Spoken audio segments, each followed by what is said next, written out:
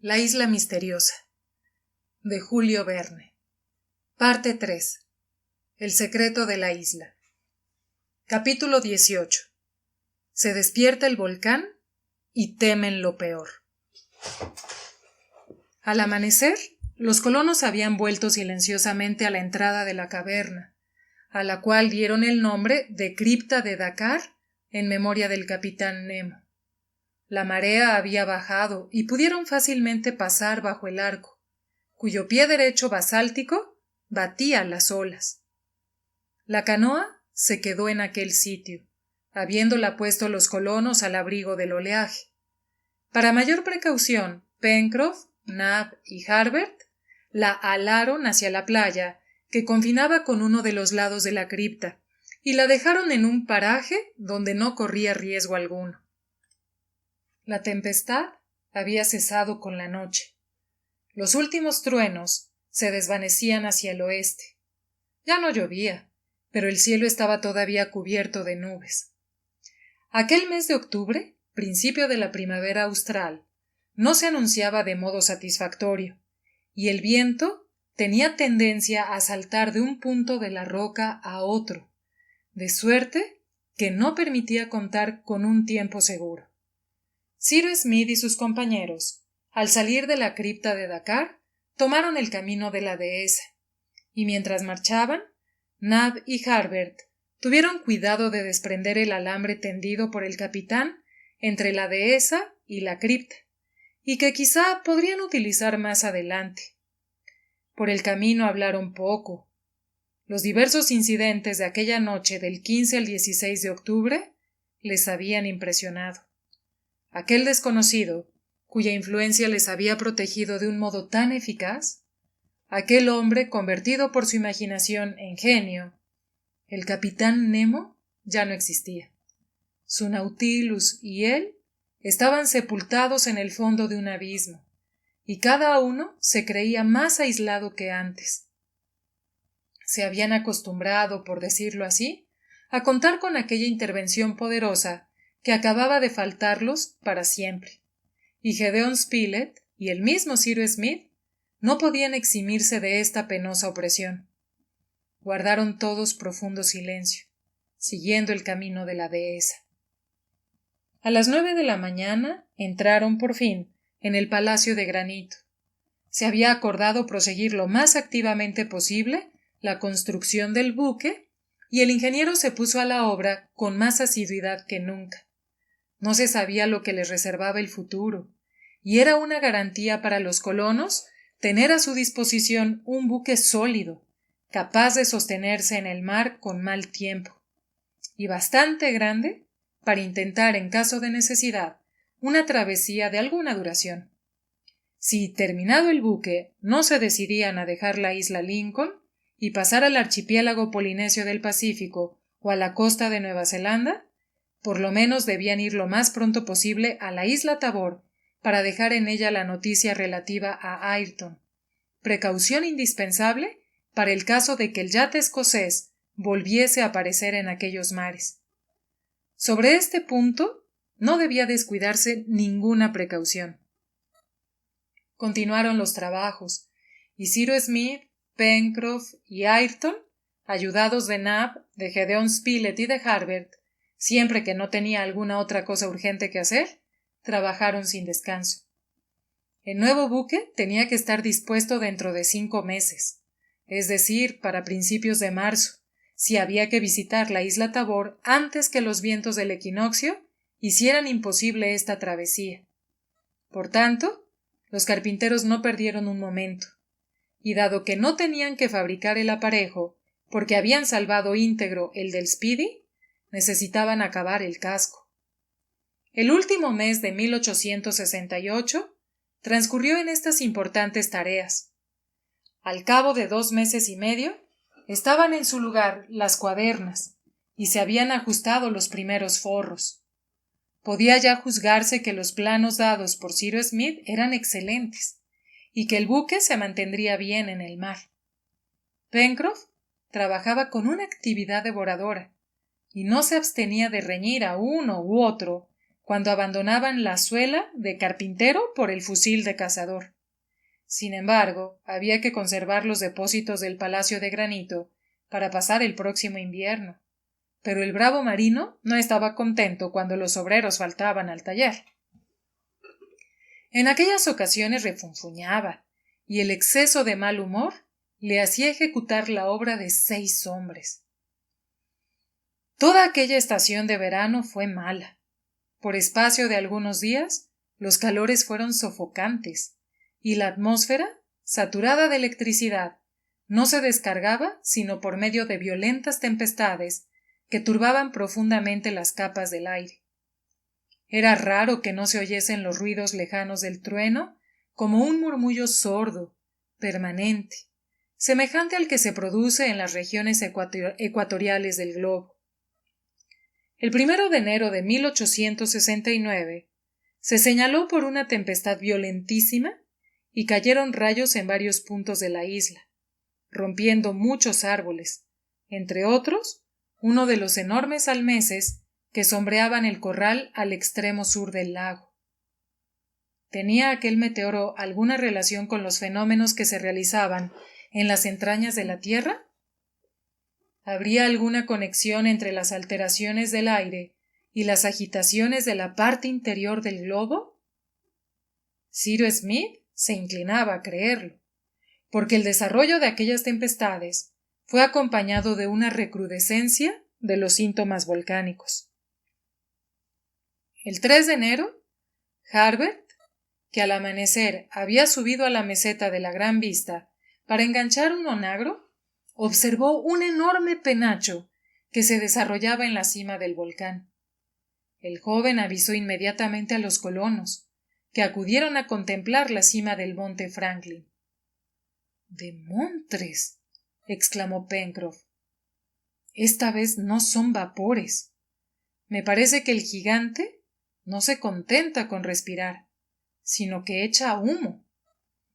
Esta imagen, empleada por el marino, expresaba perfectamente la modificación que se había verificado en la boca del volcán.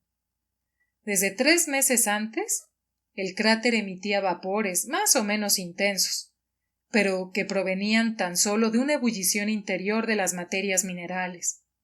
Pero esta vez, a los vapores sucedía un humo espeso, que se elevaba en forma de columna gris, de más de 300 pies de altura en su base, y que se extendía como un inmenso hongo a una altura de 700 a 800 pies sobre la cima del monte. —El fuego está en la chimenea —dijo Gédéon Spilett. —¿Y no podremos apagarlo? —preguntó Harbert. —Deberían deshollinarse los volcanes —observó Nab, que parecía hablar con la mayor seriedad del mundo. —Bueno, Nab —exclamó Pencroff—, ¿por ventura te encargarías tú de esta operación? Y Pencroff soltó una carcajada. Cyrus Smith observaba con atención el humo espeso proyectado por el monte Franklin y escuchaba atentamente como si hubiera querido sorprender algún trueno lejano. Después, volviéndose hacia sus compañeros, de los cuales se había separado un poco, dijo: En efecto, amigos míos, ha ocurrido una importante modificación en el volcán. Es inútil ocultarlo. Las materias volcánicas no están en estado de ebullición, sino que se han encendido, y seguramente tendremos una erupción próxima. Pues bien, señor Smith, veremos esa erupción, exclamó Pencroff, y la aplaudiremos si es buena. No creo que haya en eso nada que pueda inspirarnos temores. No, Pencroff, contestó Cyrus Smith, porque el antiguo camino de las lavas sigue abierto, y el cráter, gracias a su disposición, las ha vertido hasta ahora hacia el norte. Y sin embargo, puesto que ninguna ventaja podemos sacar de la erupción, más valdría que no la hubiese, dijo el periodista. ¿Quién sabe?, repuso el marino. Hay quizá en ese volcán alguna materia útil y preciosa que tendrá la complacencia de vomitar, de la cual haremos buen uso. Cyrus Smith sacudió la cabeza, como dando a entender que no esperaba nada bueno del fenómeno, cuyo desarrollo era inminente. No consideraba las consecuencias de una erupción con la ligereza de Pencroff. Si las lavas, por resultado de la orientación del cráter, no amenazaban directamente los bosques y las partes cultivadas de la isla, podían presentarse otras complicaciones. No es raro que las erupciones vayan acompañadas de temblores de tierra, y una isla de la naturaleza de la Lincoln, formada de materias tan diversas, basaltos a un lado, granitos al otro, lavas al norte, tierra vegetal al mediodía, materias que por consiguiente no podían estar sólidamente ligadas entre sí, habrían corrido el riesgo de despedazarse. Si la expansión de las materias volcánicas no constituían un peligro muy grave, por otro lado, todo movimiento en la armazón terrestre que sacudiera la isla podría traer consigo consecuencias gravísimas. Me parece, dijo Ayrton, que se había tendido en tierra aplicando el oído al suelo. Me parece oír un trueno sordo y prolongado, un ruido como no lo haría un carro cargado de barras de hierro. Los colonos escucharon con atención y se cercioraron de que Ayrton no se engañaba. A aquellos ruidos, como truenos, acompañaban a veces mugidos subterráneos, que formaban una especie de reforzando, y después disminuía poco a poco, como si alguna brisa violenta hubiera pasado por las profundidades del globo, pero no se oía ninguna detonación propiamente dicha, de donde podía deducirse que los vapores y el humo hallaban libre paso por la chimenea central, y que, siendo bastante grande la válvula, no se produciría ninguna dislocación ni habría que temer explosiones del suelo. Vaya, dijo entonces Pencroff, ¿es que no vamos a volver al trabajo? Que el monte Franklin fume, que rebuzne, que gima, que vomite fuego y llamas, todo lo que quiera. Esa no es una razón para estarnos de brazos cruzados. Vamos, Ayrton, Nab, Harbert, señor Ciro, señor Spilett. Es preciso que hoy todo el mundo se ponga al trabajo. Tenemos que ajustar las cintas, y no bastará una docena de brazos. Antes de 2 meses, quiero que nuestra Buenaventura, porque indudablemente conservaremos ese nombre, ¿no es verdad?, flote en las aguas del puerto del globo. No hay un momento que perder. Todos los colonos, cuyos brazos reclamaba Pencroff, bajaron al arsenal y procedieron al ajuste de las cintas, espesos tablones que forman la cintura de un buque y unen sólidamente entre sí las cuadernas en su casco. Era una tarea penosa y grande, en la cual todos tuvieron que formar parte. Trabajaron asiduamente durante todo aquel día, 3 de enero, sin preocuparse del volcán, que por otra parte era invisible desde la playa del Palacio de Granito. Pero 1 o 2 veces grandes sombras que cubrían el sol, que describía su círculo diurno sobre un cielo purísimo, indicaron que una espesa nube de humo pasaba entre su disco y la isla. El viento que soplaba del mar llevaba todos aquellos vapores hacia el oeste. Cyrus Smith y Gédéon Spilett observaron aquellas sombras pasajeras y hablaron varias veces de los progresos que evidentemente hacía el fenómeno volcánico, pero no se interrumpió el trabajo. Era interesantísimo desde todos los puntos de vista que el buque estuviera acabado lo más pronto posible, porque de esta manera la seguridad de los colonos estaría mejor garantizada contra lo que pudiera sobrevenir. ¿Quién sabe si aquel buque no sería algún día su único refugio? Por la noche, después de cenar, Cyrus Smith, Gédéon Spilett y Harbert subieron a la explanada de la Gran Vista. La oscuridad era profunda y debía permitir a los colonos reconocer si con los vapores y el humo acumulados en la boca del cráter se mezclaban llamas o materias incandescentes proyectadas por el volcán. El cráter está ardiendo, exclamó Harbert, que, más ágil que sus compañeros, había llegado el primero a la meseta. El monte Franklin, distante unas 6 millas, aparecía entonces como una antorcha gigantesca, en cuyo extremo superior se retorcían algunas llamas fulginosas. Con aquellas llamas se mezclaba tanto humo y tal cantidad de escoria y de cenizas que su resplandor no se destacaba mucho sobre las tinieblas de la noche. Pero una especie de brillo leonado se esparció por la isla y descubría confusamente la masa frondosa de los primeros términos. Inmensos torbellinos oscurecían las alturas del cielo, a través de los cuales centelleaban algunas estrellas. Los progresos del volcán son rápidos, dijo el ingeniero. No es de extrañar, añadió el periodista. La reanimación del volcán ha empezado hace bastante tiempo. ¿Y usted recuerda, Ciro, que los primeros vapores aparecieron cuando visitamos los contrafuertes de la montaña para descubrir el retiro del capitán Nemo? Era, si no me equivoco, el 15 de octubre. Sí, repuso Harbert, ya casi 2 meses. Los fuegos subterráneos han tenido una incubación de 10 semanas, añadió Gedeón Spilett, y no es extraño que ahora se desarrollen con esa violencia. ¿No siente algunas veces ciertas vibraciones en el suelo? Preguntó Cyrus Smith. En efecto, contestó Gedeón Spilett, pero de eso a un terremoto.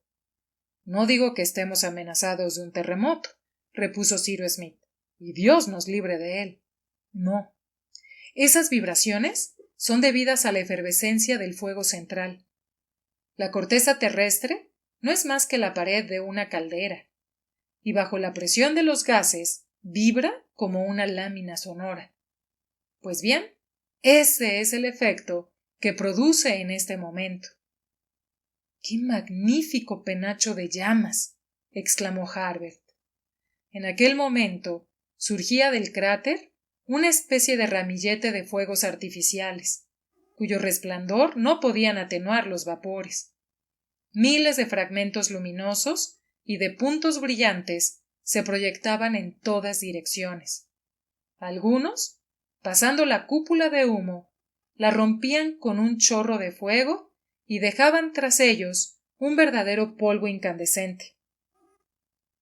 Aquella expansión de llamas fue acompañada de detonaciones sucesivas, como producidas por una batería de ametralladoras.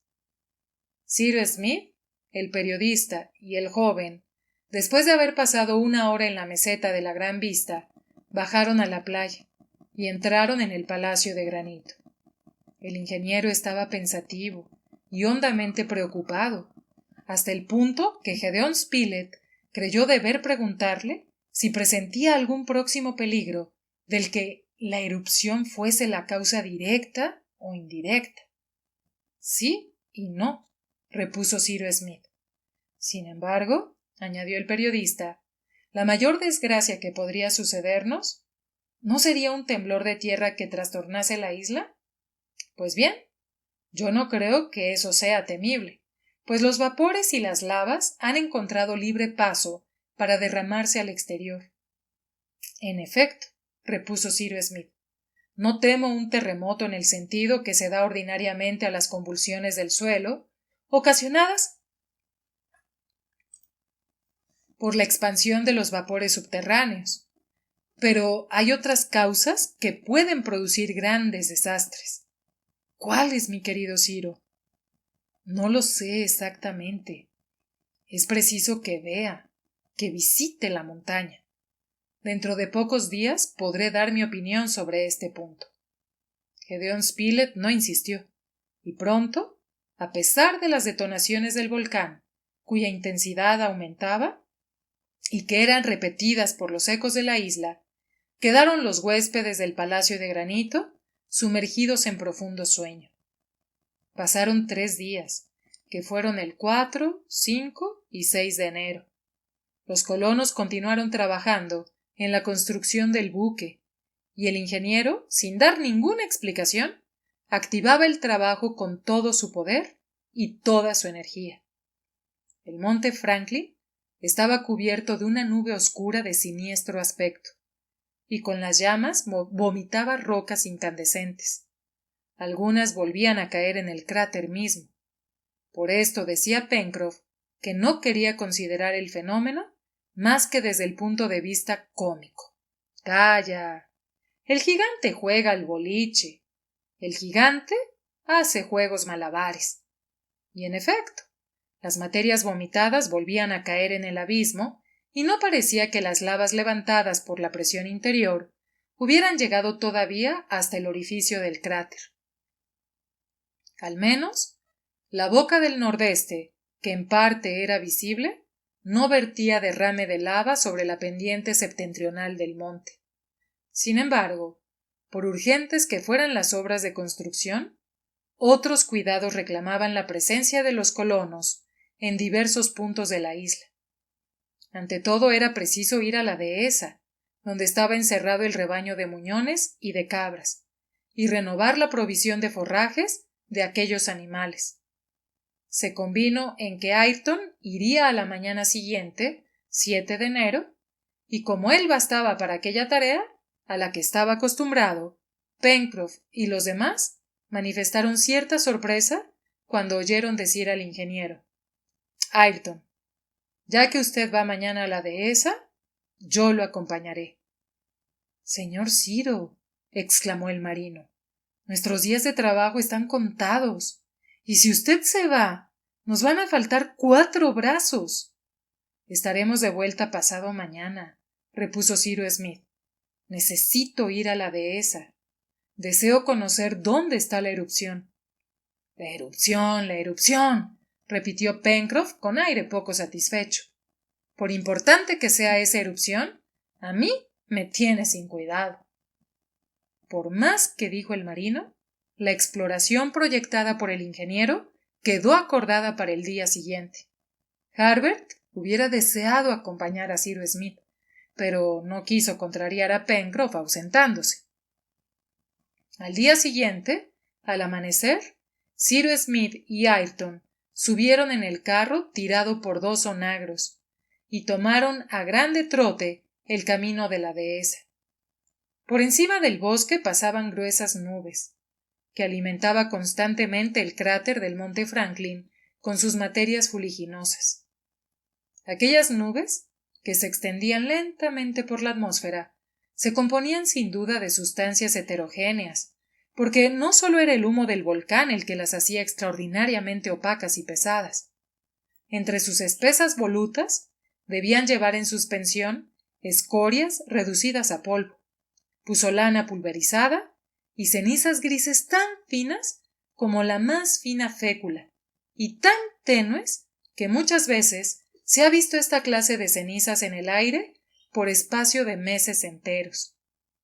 Después de la erupción de 1873 en Irlanda, la atmósfera quedó cargada durante más de un año de polvo volcánico, que apenas podía ser penetrado por los rayos del sol. Lo más frecuente es que caigan esas materias pulverizadas. Así sucedió en aquella ocasión. Apenas Cyrus Smith y Ayrton habían llegado a la dehesa, una especie de nevada negruzca, semejante a la pólvora de caza, cayó y modificó instantáneamente el aspecto del suelo. Árboles, praderas, todo desapareció bajo una capa de varias pulgadas de espesor. Por fortuna el viento soplaba del nordeste, y la mayor parte de la nube fue a disolverse sobre el mar. Esto sí que es raro, señor Smith, dijo Ayrton. Esto es grave, añadió el ingeniero. Esa pusolana, esa piedra pómez pulverizada, en una palabra, todo ese polvo mineral, demuestra cuán profunda es la alteración de las capas interiores del volcán. Pero ¿no podemos hacer nada? Nada, sino observar los progresos del fenómeno. Haga usted, Ayrton, lo que tenga que hacer en la dehesa, y entre tanto yo subiré a las fuentes del arroyo rojo y examinaré el estado del monte en su declive septentrional. Después, ¿qué, señor Smith? Después haremos una visita a las criptas de Dakar. Quiero ver. En fin, volveré por usted dentro de 2 horas. Ayrton entró entonces en el recinto de la dehesa, y mientras volvía el ingeniero se ocupó en cuidar los muflones y las cabras, que al parecer experimentaban cierto temor al notar aquellos primeros síntomas de una erupción. Entretanto, Cyrus Smith, subiendo a la cresta de los contrafuertes del este, dobló el arroyo rojo y llegó al sitio donde sus compañeros y él habían descubierto el manantial sulfuroso, cuando realizaron su primera exploración. ¿Cómo habían cambiado las cosas? En lugar de una sola columna de humo, encontró 13, que salían de la tierra como impulsadas por la presión de una bomba subterránea. Era evidente que la corteza terrestre sufría en aquel punto del globo una presión espantosa. La atmósfera estaba saturada de gases sulfurosos, de hidrógeno y de ácido carbónico mezclado con vapores acuosos. Cyrus Smith sentía temblar aquellas tobas volcánicas de que estaba sembrada la llanura, y que no eran más que cenizas pulvurientas convertidas por el tiempo en bloques duros, pero no vio todavía vestigios de lavas nuevas. Esto pudo comprobarlo el ingeniero cuando observó toda la pendiente septentrional del monte Franklin. Se escapaban del cráter torbellinos de humo y de llamas. Caía sobre el suelo una granizada de escorias, pero no salía ningún chorro de lava por la garganta del cráter, lo cual probaba que el nivel de las materias volcánicas todavía no había llegado al orificio superior de la chimenea central. Preferiría que hubiesen llegado, se dijo a sí mismo Cyrus Smith. Al menos estaría seguro de que las lavas han tomado su rumbo habitual. ¿Quién sabe si no se verterán por alguna nueva boca? Pero no es ese el peligro. El capitán Nemo lo adivinó perfectamente. No, el peligro no está ahí. Cyrus Smith se adelantó hacia la enorme calzada, cuya prolongación formaba uno de los límites del estrecho Golfo del Tiburón, y pudo examinar las antiguas corrientes de lava. Era indudable que la última erupción se remontaba a una época muy lejana. Volvió sobre sus pasos, escuchando los ruidos subterráneos que se propagaban como un trueno continuo y se mezclaban de cuando en cuando con grandes detonaciones, y a las 9 de la mañana estaban en la dehesa. Ayrton le esperaba. Ya están atendidos los animales, señor Smith, dijo Ayrton.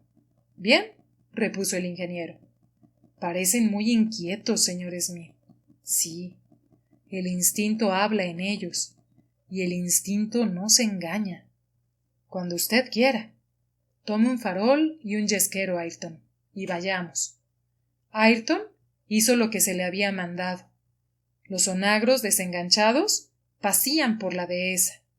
Se cerró la puerta y Cyrus Smith, precediendo a Ayrton, tomó hacia el oeste el estrecho sendero que conducía a la costa. Ambos caminaban por un suelo lleno de materias pulverulentas, que habían caído de las nubes. En el bosque no se veía ningún cuadrúpedo, y las mismas aves habían huido. A veces, una ráfaga de viento levantaba la capa de cenizas y los 2 colonos, envueltos en opaco torbellino, apenas se veían uno a otro. Entonces tenían cuidado de aplicar el pañuelo a los ojos y a la boca para evitar el peligro de cegarse o de ahogarse. En estas condiciones no podían caminar rápidamente. Además, el aire era pesado, como si su oxígeno se hubiera quemado en parte, dificultando la respiración. A cada 100 pasos había que detenerse para tomar aliento. Eran cerca de las 10 cuando el ingeniero y su compañero llegaron a la cresta de la aglomeración de rocas basálticas y porfíricas que formaban la costa noroeste de la isla.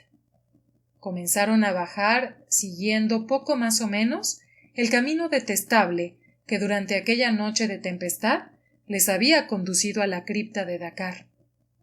En pleno día, la bajada fue menos peligrosa, y por otra parte la nueva capa de cenizas cubría las rocas y permitía asegurar más sólidamente el pie sobre sus superficies resbaladizas. En breve llegaron al parapeto formado en la orilla a una altura de 40 pies. Cyrus Smith recordaba que este parapeto iba bajando en pendiente suave hasta el nivel del mar. Aunque la marea estaba baja en aquel momento, no se descubría la playa, y las olas, cubiertas de polvo volcánico, venían directamente a batir los basaltos del litoral. Cyrus Smith y Ayrton encontraron fácilmente la abertura de la cripta de Dakar y se detuvieron bajo la última roca que formaba la base del parapeto. ¿Está la canoa?, preguntó el ingeniero. Aquí está, señor Smith, repuso Ayrton, atrayendo hacia sí la ligera embarcación que estaba abrigada bajo la bóveda del arco. Embarquémonos, Ayrton. Los dos colonos se embarcaron en la canoa. Una ligera ondulación de las olas la introdujo más profundamente en la cintra muy baja de la cripta, y Ayrton echó yescas y encendió el farol. Después tomó los dos remos y puso el farol en la roda de manera que proyectase sus rayos hacia adelante. Cyrus Smith tomó la barra del timón y se internó en las tinieblas de la cripta.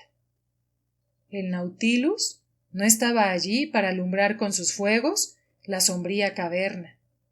Quizá la irradiación eléctrica, alimentada por su foco poderoso, se propagaba todavía por el fondo de las aguas, pero ningún resplandor salía del abismo donde reposaba el capitán Nemo.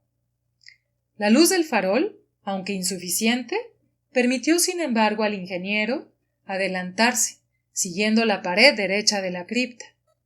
Un silencio sepulcral reinaba bajo aquella bóveda, al menos en su parte interior, porque Cyrus Smith oyó distintamente los mugidos que se desprendían de las entrañas del monte. Ahí está el volcán, dijo. En breve, notaron con el ruido las combinaciones químicas por un olor fuerte de vaporos sulfurosos, que atacaron principalmente la garganta del ingeniero y de su compañero. Esto es lo que temía el capitán Nemo, murmuró Cyrus Smith, cuyo rostro se puso ligeramente pálido. Sin embargo, hay que llegar hasta el fin. Vamos, exclamó Ayrton, que se inclinó sobre sus remos y empujó la canoa hacia la pared del fondo de la cripta. 25 minutos después de haber entrado, llegaba la canoa a la pared donde terminaba. Cyrus Smith, subiendo entonces sobre su banco, registró con el farol las diversas partes de la pared que separaba la cripta de la chimenea central del volcán. ¿Qué espesor tenía aquella pared? ¿Era de 100 pies o de 10? No podía adivinarse, pero los ruidos subterráneos eran demasiado perceptibles para que fuese muy espesa. El ingeniero, después de haber explorado la muralla, siguiendo una línea horizontal, fijó el farol a la punta de un remo y registró con él de nuevo las alturas de la pared basáltica.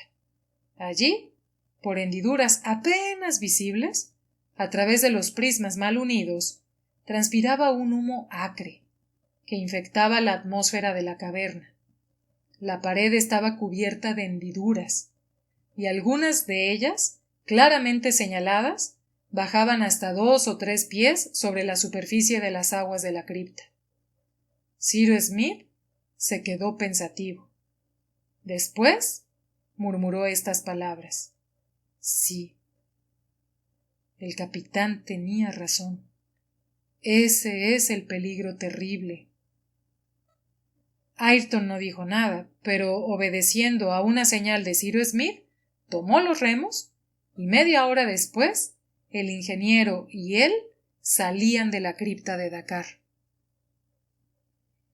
Capítulo 19.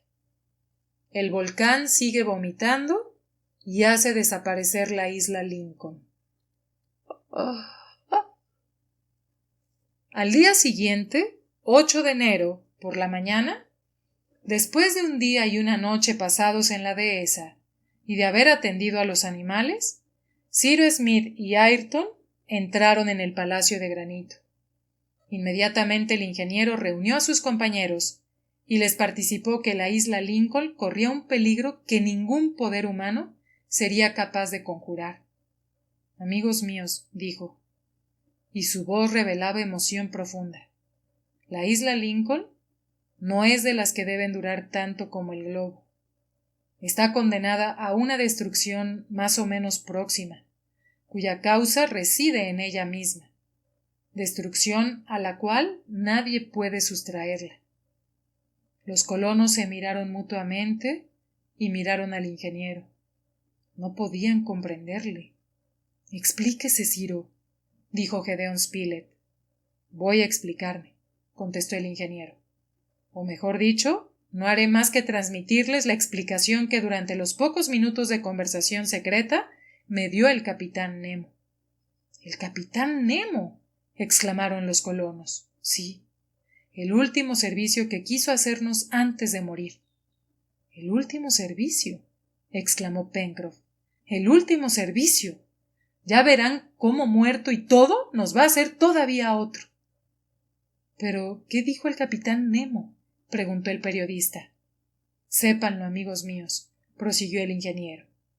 La isla Lincoln no está en las condiciones en que se encuentran las demás del Pacífico, y su disposición particular, que me dio a conocer el capitán Nemo, debe producir tarde o temprano la dislocación de su formación submarina. ¿Una dislocación? ¿La isla Lincoln? ¡Bah! Exclamó Pencroff, que a pesar de todo el respeto que tenía a Cyrus Smith, no pudo menos de encogerse de hombros. Oiga, Pencroff, repuso el ingeniero, voy a decir lo que había averiguado el capitán Nemo y lo que yo mismo he observado ayer durante la exploración que hice a la cripta de Dakar. Esa cripta se prolonga bajo la isla hasta el volcán, y no está separada de la chimenea central más que por la pared del fondo. Ahora bien, esa pared está surcada de hendiduras que dejan pasar los gases sulfurosos que se desarrollan en el interior del volcán. ¿Y qué? Preguntó Pencroff, cuyo ceño se frunció violentamente. Que he visto que esas hendiduras se ensanchan bajo la presión interior, que la muralla de basalto se resquebraja poco a poco, y que dentro de un tiempo más o menos breve dará paso a las aguas del mar de que está llena la caverna. Bueno, replicó Pencroff, que trató todavía de decir una chanza. El mar apagará el volcán y todo habrá concluido. Sí, todo habrá concluido, dijo Cyrus Smith. El día en que el mar se precipite a través de la pared y penetre en la chimenea central hasta las entrañas de la isla, donde hierven las materias eruptivas, ese día, Pencroff, la isla Lincoln saltará por el aire como saltaría Sicilia si el Mediterráneo se precipitara en el Etna. Los colonos no contestaron a esta frase afirmativa del ingeniero. Habían comprendido el peligro que les amenazaba. Además, Cyrus Smith no exageraba de modo alguno. Muchos han tenido la idea de que podrían extinguirse los volcanes, levantados casi todos a orillas del mar o de los lagos, abriendo paso a las aguas, pero ignoraban que de esa manera se habría expuesto a hacer saltar una parte del globo como una caldera, cuyo vapor adquiere una súbita tensión o un aumento inmediato de fuego. El agua, precipitándose en un recinto cerrado, cuya temperatura puede calcularse en millares de grados, se evapora con tan repentina energía que no habría corteza terrestre que pudiera resistirla. No había duda que la isla, amenazada de una dislocación espantosa y próxima, no duraría lo que durase la parte de la cripta de Dakar. No se trataba de una cuestión de meses ni de semanas, sino de una cuestión quizá de días y quizá de horas. El primer sentimiento de los colonos fue un dolor profundo. No pensaron en el peligro que les amenazaba directamente, sino en la destrucción de aquel suelo que les había dado asilo, de aquella isla fecundada por ellos, a la cual amaban y querían hacer tan floreciente un día. Tantas fatigas inútilmente empleadas, tanto trabajo perdido. Pencroff no pudo contener una lágrima que resbaló por sus mejillas y que no trató de ocultar. La conversación continuó durante algún tiempo todavía, discutiéndose las probabilidades que pudieran ser favorables a los colonos, pero en conclusión se reconoció que no había un minuto que perder, que debía impulsarse la construcción y el arreglo del buque con prodigiosa actividad. Aquel buque era la única tabla de salvación para los habitantes de la isla Lincoln. Todos los brazos se pusieron por consiguiente a la obra. ¿De qué hubiera servido segar, recolectar la mies, cazar o acrecentar los depósitos del Palacio de Granito? Lo que contenían el almacén y la despensa bastaría y sobraría para proveer el buque de todo lo necesario para una travesía tan larga como fuera preciso. Lo importante era que estuviera a disposición de los colonos antes de la consumación de la inevitable catástrofe. Los trabajos continuaron con ardor febril, y hacia el 23 de enero el buque estaba ya medio forrado. Hasta entonces ninguna modificación se había producido en la isla del volcán, el cual seguía proyectando vapores y humo mezclados con llamas y piedras incandescentes. Pero durante la noche del 23 al 24, a impulso de las lavas que llegaron al nivel del primer piso del volcán, desapareció el cono que formaba su capelo. Entonces resonó un trueno espantoso. Los colonos creyeron al principio que la isla se dislocaba y se precipitaron fuera del Palacio de Granito. Eran las 2 de la mañana. El cielo estaba en llamas. El cono superior, masa de 1000 pies de altura y que pesaba miles de millones de libras, había sido precipitado sobre la isla, haciendo temblar el suelo. Afortunadamente, aquel cono estaba inclinado hacia el norte y cayó sobre la llanura de arenas y tobas que se extendía entre el volcán y el mar. El cráter, inmediatamente abierto entonces, proyectaba hacia el cielo una luz tan intensa que por el simple efecto de la reverberación la atmósfera parecía incandescente.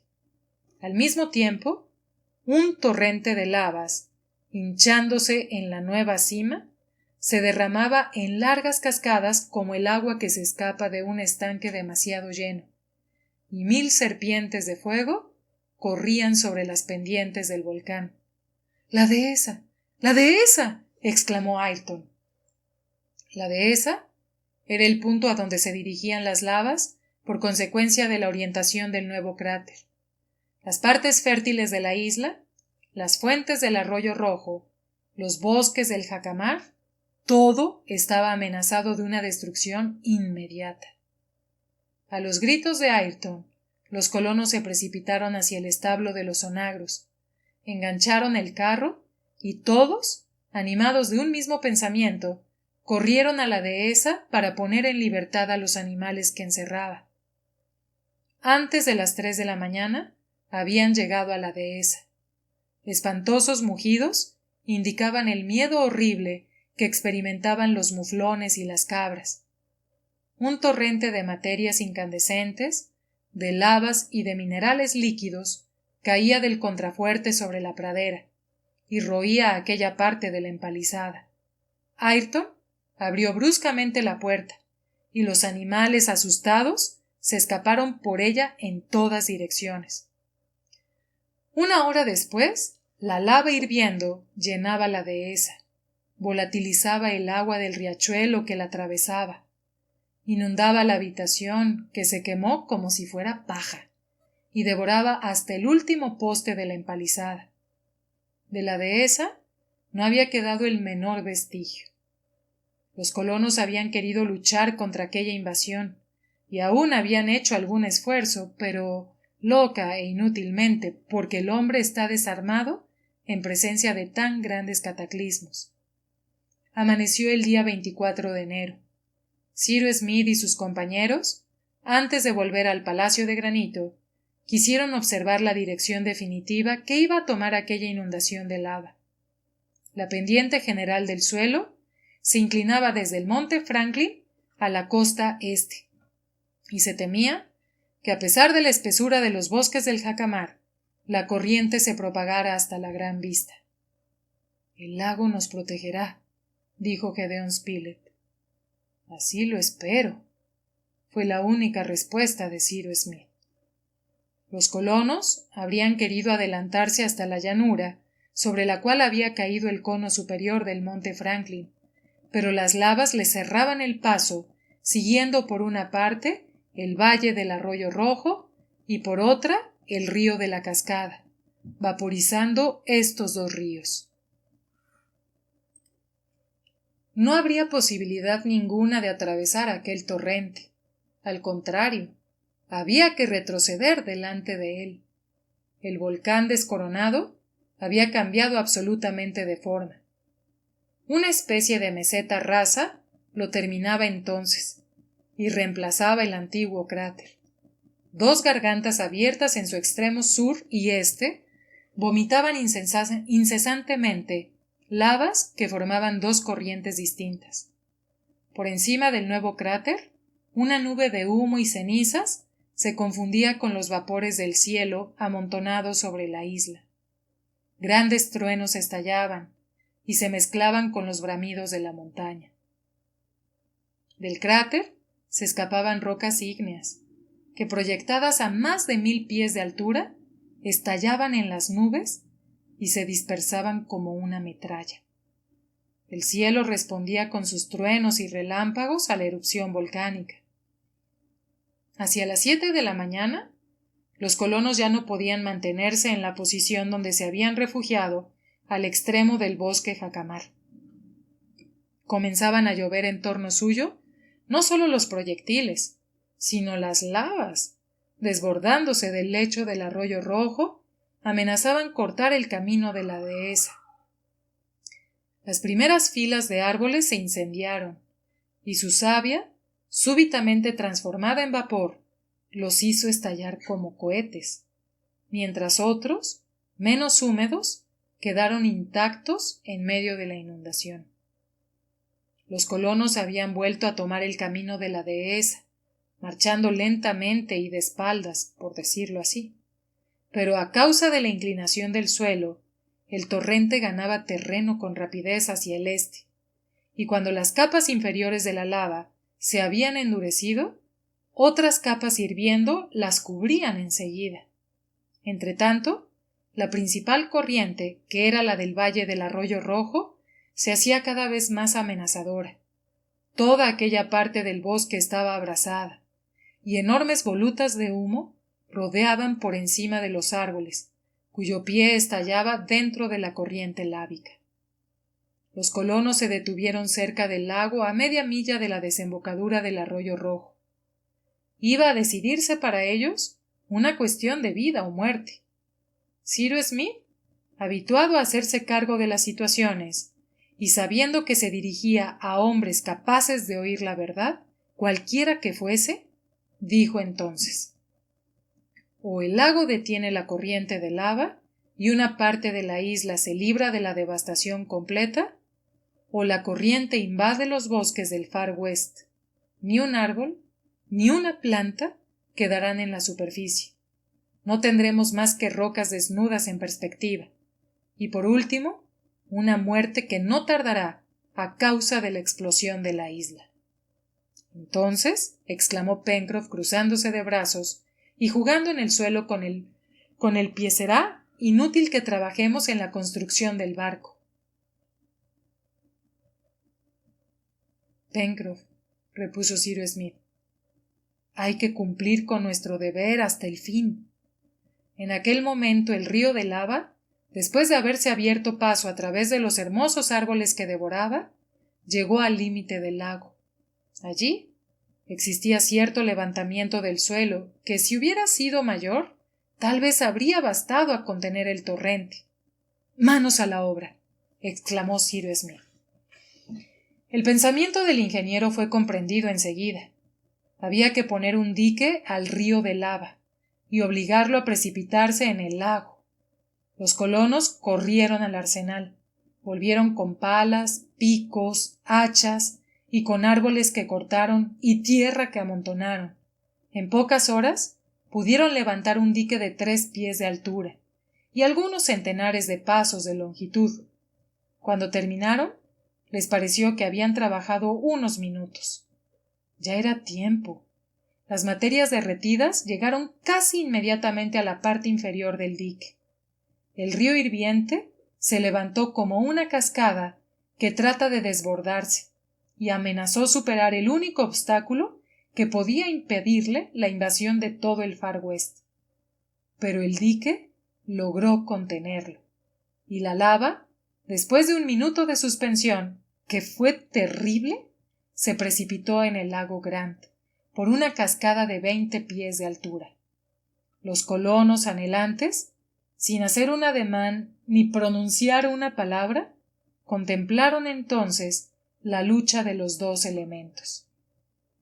¡Qué espectáculo aquel combate entre el agua y el fuego! ¿Qué pluma podría describir aquella escena de maravilloso horror y qué pincel pintarla? El agua silbaba evaporándose al contacto de la lava hirviendo. Los vapores proyectados en el aire formaban torbellinos a una inmensa altura, como si las válvulas de una enorme caldera hubieran sido abiertas repentinamente. Pero por considerable que fuera la masa de agua contenida en el lago, debía acabar por ser absorbida, puesto que no se renovaba, mientras que el torrente, alimentado por el manantial inagotable, llevaba sin cesar al lago nuevas oleadas de materias incandescentes. Las primeras lavas que cayeron en el lago se solidificaron inmediatamente y se acumularon de manera que pronto sobresalieron de la superficie de las aguas. Sobre su superficie cayeron otras lavas que a su vez se convirtieron en piedra, pero ganando siempre hacia el centro. Así se formó una hilada de lavas que amenazó llenarlo todo completamente. Agudos silbidos y rechinamientos desgarraban el aire con ruido atronador, y los espesos vapores, arrastrados por el viento, caían en lluvia sobre el mar. Las hiladas de lava se iban aumentando en el lago, y los bloques solidificados se amontonaban unos sobre otros. Allí donde se extendían en otro tiempo aguas tranquilas, aparecía una enorme aglomeración de rocas humeantes, como si un levantamiento del suelo hubiera hecho surgir millares de escollos. Imaginémonos las aguas alborotadas durante un huracán, e inmediatamente solidificadas, como en un frío de 20 grados, a tenernos una idea del aspecto del lago 3 horas después de la irrupción de aquel irresistible torrente. Por esta vez el agua debía ser vencida por el fuego. Sin embargo, fue una fortuna para los colonos que la expansión lávica se hubiera dirigido hacia el lago Grant, porque tenían algunos días de respiro. La meseta de la Gran Vista, el palacio de granito y el arsenal se habían preservado al menos por algún tiempo. Ahora bien, estos pocos días había que emplearlos en forrar y calafatear el buque con cuidado. Después se le botaría al mar, y los colonos se refugiarían en él, sin perjuicio de ponerle el aparejo, cuando estuviera en su elemento. Con el temor de la explosión que amenazaba a la isla, no había seguridad ninguna para los que permaneciesen en ella. El retiro del palacio de granito, tan inexpugnable hasta entonces, podía ser destruido de un momento a otro. Durante los 6 días que siguieron, del 25 al 30 de enero, trabajaron en el buque haciendo la tarea que hubieran podido hacer 20 hombres. Apenas tomaban un momento de reposo. El fulgor de las llamas que brotaban del cráter les permitía continuar su trabajo de día y de noche. La erupción volcánica continuaba, pero quizá con menos abundancia, circunstancia feliz, porque el lago Grant estaba ya casi completamente lleno, y si las nuevas corrientes de lava hubiesen aumentado el caudal de las antiguas, se habrían esparcido inevitablemente por la meseta de la Gran Vista, y de allí por la playa. Pero si por este lado de la isla estaba protegida en parte, no sucedía lo mismo por el lado occidental. La segunda corriente de lava, que había seguido el valle del río de la Cascada, valle ancho, cuyos terrenos se deprimían de cada lado del arroyo, no debía encontrar ningún obstáculo. El líquido incandescente se había derramado por la selva del Far West. En aquella época del año, en que las especies estaban desecadas por un calor tórrido, el bosque se incendió inmediatamente, propagándose el incendio a la vez por la base de los troncos y por las altas ramas, cuyo enlace favorecía los progresos de la conflagración. Parecía también que la corriente de llamas se desencadenaba con más celeridad en la cima de los árboles que la corriente de lava en la base. Sucedió que los animales, locos de terror, feroces o mansos, jaguares, cavialles, caulos, jabalíes, caza de pelo y de pluma, se refugiaron hacia la parte del río de la Merced, en el pantano de los Tadornes, y al otro lado del camino del puerto del Globo. Pero los colonos estaban demasiado ocupados en su tarea para prestar atención ni a los más temibles de aquellos animales. Por otra parte, habían abandonado el palacio de granito, y no habían querido buscar refugio ni siquiera en las chimeneas, acampando bajo una tienda cerca de la desembocadura del río de la Merced. Cada día, Cyrus Smith y Gedeón Spilett subían a la meseta de la Gran Vista. Algunas veces Harbert los acompañaba, pero nunca Pencroff, que no quería ver bajo su nuevo aspecto la isla profundamente devastada. Era un espectáculo desolador. Toda la parte frondosa de la isla estaba desnuda. Un solo grupo de árboles verdes se levantaba al extremo de la península serpentina. Acá y allá se veían algunos troncos ennegrecidos y sin ramas, y el sitio de los bosques destruidos era más árido que el pantano de los Tadornes. La invasión de las lavas había sido completa. Donde se desarrollaba en otro tiempo aquel admirable verdor, el suelo no era más que una aglomeración confusa de tobas volcánicas. Los valles del río de la Cascada y de la Merced no enviaban una sola gota de agua al mar, y los colonos no hubieran tenido medio ninguno de apagar su sed si el lago Grant hubiera quedado enteramente desecado. Afortunadamente, la punta sur no había sido invadida, y formaba una especie de estanque que contenía todo lo que quedaba de agua potable en la isla. Hacia el noroeste se dibujaban en ásperas aristas los contrafuertes del volcán, que tenían la figura de una garra gigantesca pegada al suelo. ¡Qué espectáculo tan triste! ¡Qué aspecto tan horrible! Y qué sentimiento para aquellos colonos que de un dominio fértil, cubierto de bosques, regado de ríos y arroyos, enriquecido de cosechas, se hallaban en un instante trasladados a una roca árida, sobre la cual, sin los depósitos y las reservas que tenían, no hubieran hallado ni siquiera con qué vivir. Esto parte el corazón, dijo un día el periodista. Sí, Spilett, contestó el ingeniero. Ojalá el cielo nos dé tiempo para acabar nuestro barco, que es nuestro último refugio. ¿No le parece, señor Ciro, que el volcán parece calmarse? Todavía vomita lavas, pero en menos abundancia, si no me engaño. Poco importa, repuso Cyrus Smith. El fuego continúa ardiendo en las entrañas del monte, y el mar puede precipitarse en ellas de un momento a otro. Nos hallamos en la situación de unos pasajeros cuyo buque se encuentra devorado por un incendio que no pueden apagar, y saben que pronto o tarde llegará a la Santa Bárbara. Venga, Spilett, venga, y no perdamos tiempo.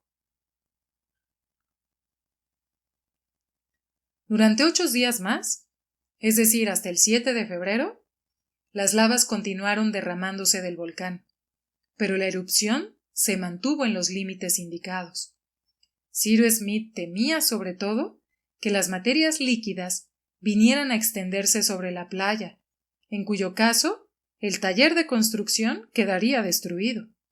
Entretanto, sintieron en la isla vibraciones que alarmaron a los colonos en alto grado. Era el 20 de febrero. Se necesitaba un mes para poner al buque en estado de hacerse a la mar. ¿Resistiría la isla hasta entonces? La intención de Pencroff y de Cyrus Smith era botar el buque al agua tan pronto como su casco estuviera en estado de sostenerse.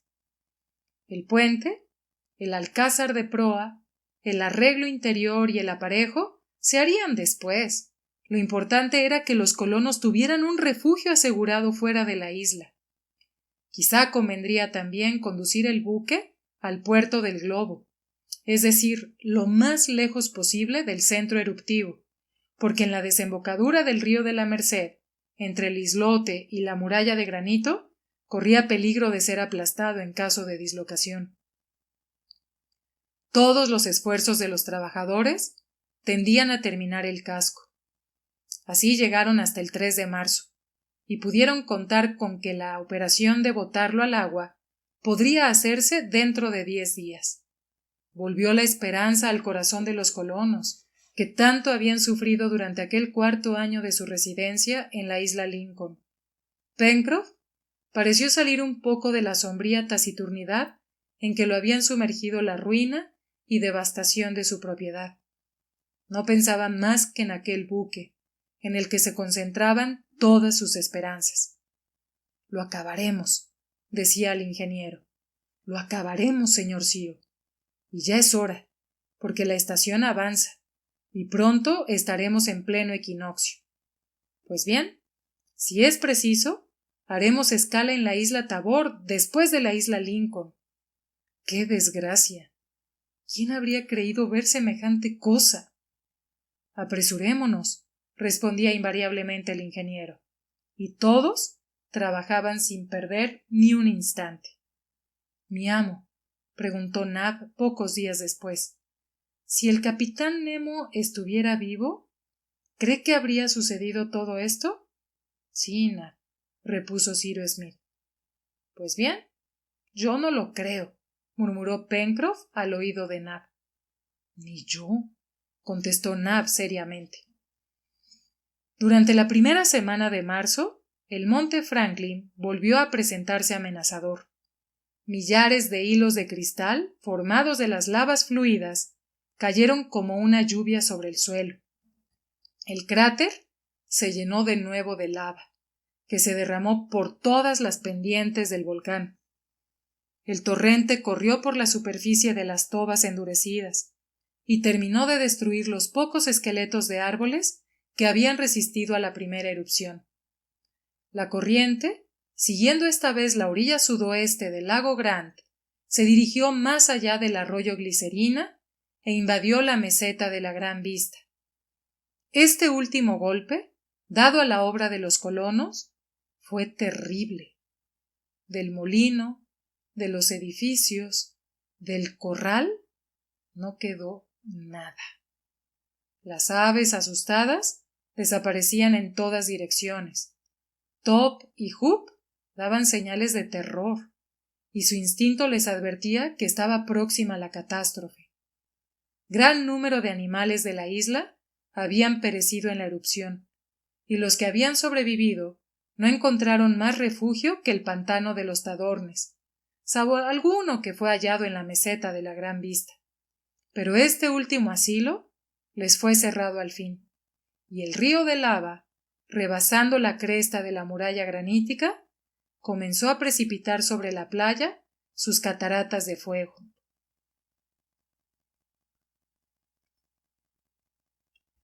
El sublime horror de este espectáculo es superior a toda descripción. Durante la noche parecía que un Niágara de líquido metal se precipitaba sobre la playa con sus vapores incandescentes arriba y sus mares hirvientes abajo. Los colonos estaban reducidos a su último atrincheramiento, y aunque las costuras superiores del buque no estaban todavía calafateadas, resolvieron botarlo al agua. Pencroff y Ayrton procedieron a los preparativos de la operación, que debía verificarse al día siguiente, 9 de marzo, por la mañana. Pero durante la noche del 8 al 9, una enorme columna de vapores, escapándose del cráter, subió en medio de detonaciones espantosas a más de 3,000 pies de altura. La pared de la caverna de Dakar había cedido, sin duda, bajo la presión de los gases, y el mar, precipitándose por la chimenea central en el abismo que vomitaba llamas, se vaporizó repentinamente. Pero el cráter no pudo dar salida suficiente a aquellos vapores, y una explosión, que se habría oído a 100 millas de distancia, conmovió las capas del aire. Trozos de montaña cayeron en el Pacífico, y en pocos minutos el océano cubría el sitio donde había estado la isla Lincoln.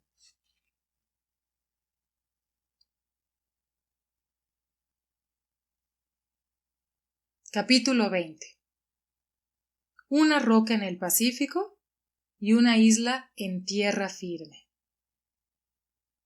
Una roca, aislada de 30 pies de longitud por 15 de anchura, que apenas sobresalía 10 pies sobre las aguas, era el único punto sólido que no habían invadido las olas del Pacífico. Aquello era lo que quedaba del Palacio de Granito. La muralla había sido dislocada, y algunas de las rocas del salón se habían amontonado hasta formar aquel punto culminante. En derredor, todo había desaparecido en el abismo. El cono inferior del monte Franklin, rasgado por la explosión, las mandíbulas lábicas del Golfo del Tiburón, la meseta de la Gran Vista, el islote de la Seguridad, los granitos del puerto del Globo, los basaltos de la cripta de Dakar, la larga península serpentina, tan lejana, sin embargo, del centro de la erupción. De la isla Lincoln no se veía más que aquella estrecha roca, que servía entonces de refugio a los 6 colonos y a su perro Top. También los animales habían perecido en la catástrofe. Las aves, lo mismo que los demás representantes de la fauna de la isla, todos ahogados o sepultados por las rocas. Y el mismo Hoop había encontrado la muerte en alguna hendidura del suelo. Si Cyrus Smith, Gedeon Spilett, Harbert, Pencroff, Nab y Ayrton habían sobrevivido, fue porque, reunidos bajo la tienda, habían sido precipitados al mar en el momento en que los restos de la isla llovían por todas partes. Cuando volvieron a la superficie, tuvieron a medio cable de distancia aquella aglomeración de rocas, hacia la cual nadaron y donde pudieron refugiarse. Sobre aquella roca desnuda vivían hacía 9 días.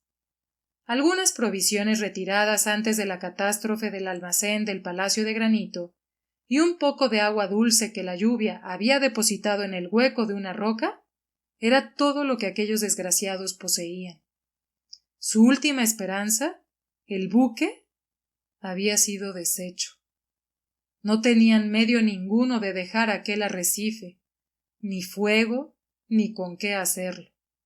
Estaban destinados a perecer.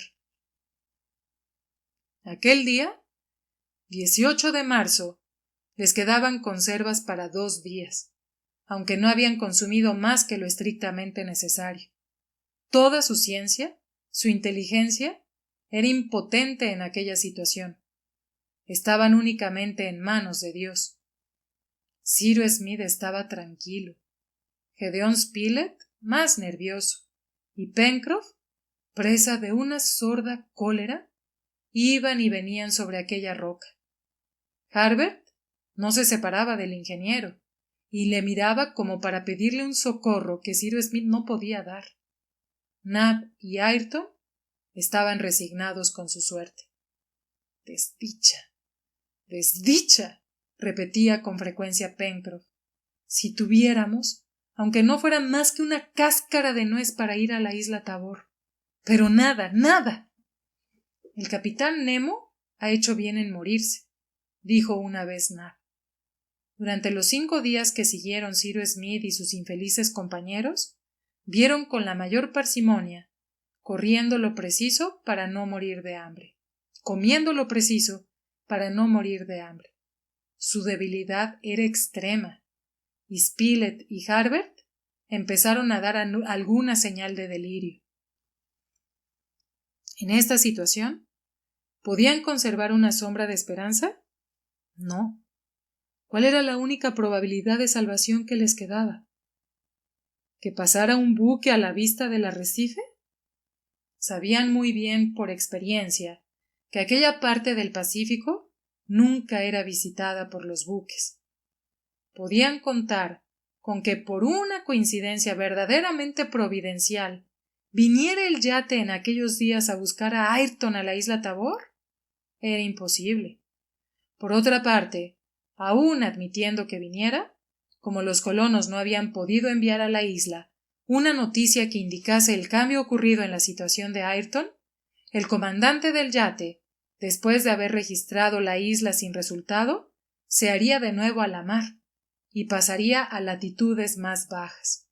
No podían conservar ninguna esperanza de salvación, y una horrible muerte, la muerte de hambre y sed, les esperaba en aquella roca. Estaban tendidos sobre ella, casi inanimados. No tenían conciencia de lo que pasaba en torno suyo. Solo Ayrton, por un supremo esfuerzo, levantaba todavía la cabeza y dirigía miradas de desesperación a aquella mar desierta. En la mañana del 24 de marzo, Ayrton extendió los brazos hacia un punto del espacio. Se incorporó. Se puso de rodillas, después en pie, y pareció que hacía una señal con la mano. Un buque estaba a la vista de la isla. Aquel buque no navegaba a la aventura. El arrecife era para él un punto de mira hacia el cual se dirigía en línea recta forzando su máquina. Y los desgraciados colonos le habrían visto muchas horas antes si hubiesen tenido fuerzas para observar el horizonte. —¡El Duncan! —murmuró Ayrton y cayó de nuevo. Cuando Cyrus Smith y sus compañeros hubieron vuelto en sí, gracias a los cuidados que les prodigaron, se encontraron en la cámara de un barco, sin poder comprender cómo se habían librado de la muerte. Una palabra de Ayrton bastó para enterarles de todo. —El Duncan —murmuró. —El Duncan —repitió Cyrus Smith, y levantando los brazos al cielo, exclamó: —¡Ah, Dios Todopoderoso! Tú has querido que nos salvásemos. Era el Duncan, en efecto, el yate de Lord Glenarvan, mandado entonces por Robert, hijo del capitán Grant, enviado a la isla Tabor para buscar a Ayrton y devolverlo a su patria, después de 12 años de expiación. Los colonos se habían salvado y estaban camino de su país. —Capitán Robert —preguntó Cyrus Smith—, ¿quién le ha inspirado el pensamiento de andar 100 millas más hacia el nordeste después de haber dejado la isla Tabor, donde no pudo encontrar a Ayrton? —Señor Smith —respondió Robert Grant—, iba no solo a buscar a Ayrton, sino también a usted y a sus compañeros. —¿A mí y a mis compañeros? —Sí. Iba a la isla Lincoln. —¡A la isla Lincoln! —exclamaron a la vez Gedeón Spilett, Harbert, Nab y Pencroff, sumamente admirados. —¿Cómo conocía la isla de Lincoln?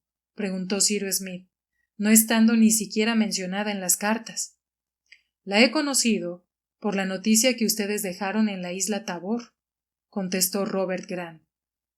—¿Una noticia? —exclamó Gedeón Spilett. —Sí, aquí la tiene —repuso el joven capitán, presentando un documento que indicaba la situación de la isla Lincoln en latitud y longitud, y añadía: residencia actual de Ayrton y de 5 colonos norteamericanos.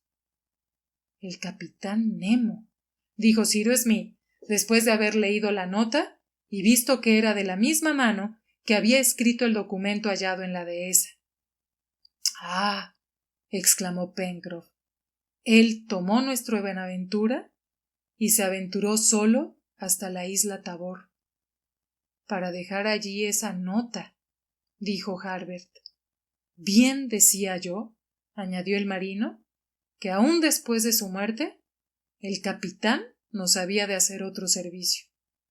Amigos míos, dijo Cyrus Smith, con voz profundamente conmovida, roguemos al Dios de todas las misericordias que reciba el alma del capitán Nemo, nuestro Salvador. Los colonos se habían descubierto al oír esta última frase de Cyrus Smith y murmuraron el nombre del capitán. En aquel momento, Ayrton, acercándose al ingeniero, le dijo sencillamente: ¿Dónde pongo este cofrecito? Era el cofrecito que Ayrton había salvado con peligro de su vida en el momento en que la isla se hundía bajo los mares y que entregaba fielmente al ingeniero. ¡Ayrton! ¡Ayrton!, dijo Cyrus Smith hondamente conmovido. Después, dirigiéndose a Robert Grant, añadió: Señor, donde dejaron al culpable, encuentran ahora un hombre a quien la expiación ha devuelto la honradez y a quien doy mi mano con orgullo. Robert Grant fue puesto al corriente de la extraña historia del capitán Nemo y de los colonos de la isla Lincoln. Después, hecho el plano de lo que quedaba en aquel escollo, que en adelante debía figurar en los mapas del Pacífico, el capitán dio orden de virar de bordo. 15 días después, los colonos desembarcaban en América y hallaban pacificada su patria, terminada aquella terrible guerra por el triunfo de la justicia y del derecho. La mayor parte de las riquezas contenidas en el cofrecillo, legado por el capitán Nemo a los colonos de la isla Lincoln, se empleó en la adquisición de una gran propiedad en el estado de Iowa. Una sola perla, la más hermosa, fue separada de aquel tesoro y enviada a Lady Glenarvan, en nombre de los náufragos devueltos por el Duncan a su patria. En aquella propiedad, los colonos llamaron al trabajo, es decir, a la fortuna y a la felicidad, a todos aquellos a quienes pensaban ofrecer hospitalidad en la isla Lincoln. Se fundó una gran colonia, a la cual dieron el nombre de la isla que había desaparecido en las profundidades del Pacífico. Se veía un río que se llamaba de la Merced, un monte que tomó el nombre de Franklin, un pequeño lago que fue el lago Grant, y bosques que recibieron la denominación de Far West. Era como una isla en tierra firme. En ella, bajo la mano inteligente del ingeniero y de sus compañeros, todo prosperó. Ni uno solo de los antiguos colonos de la isla Lincoln faltaba, porque habían jurado vivir siempre juntos. Nab estaba siempre donde su amo. Ayrton, dispuesto a sacrificarse en toda ocasión. Pencroff, más labrador que marino. Harbert terminó sus estudios bajo la dirección de Cyrus Smith, y el mismo Gedeón Spilett, que fundó el New Lincoln Herald, el periódico mejor informado del mundo entero. Cyrus Smith y sus compañeros recibieron muchas veces la visita de Lord y Lady Glenarvan, del capitán John Mangles y de su mujer, hermana de Robert Grant, del mismo Robert Grant, del mayor McNabbs y de todos los que habían figurado en las dos historias del capitán Grant y del capitán Nemo. Allí, en fin, todos fueron felices viviendo unidos en lo presente, como lo habían estado en lo pasado, pero jamás olvidaron aquella isla a la cual habían llegado pobres y desnudos, aquella isla que durante 4 años había satisfecho sus necesidades y de la cual no quedaba más que un trozo de granito combatido por las olas del Pacífico, tumba del que había sido capitán Nemo. Fin.